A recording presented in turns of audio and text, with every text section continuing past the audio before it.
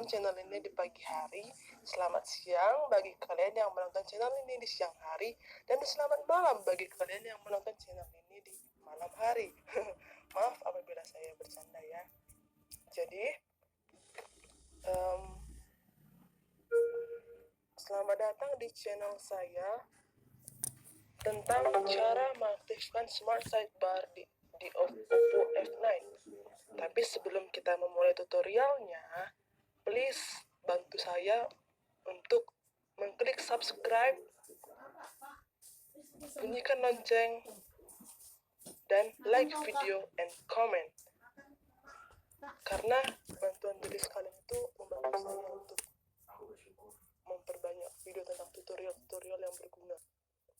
Jadi mari kita mulai. Caranya adalah yang pertama kali kita buka pengaturan ini, oke. Baru kita cari Jacob. Sorry Snapchat. Maaf ya guys. Lalu kita buka bagian bantuan praktis ini. Lalu kita cari bagian smart sidebar. Lalu di sini ada bagian mau vertikal atau horizontal, tapi saya lebih prefer atau lebih suka yang vertikal ya. Oke, kita pilih yang vertikal. Maka di sini kita lihat di sebelah kanan saya ada muncul seperti ini. Tunggu sebentar ya.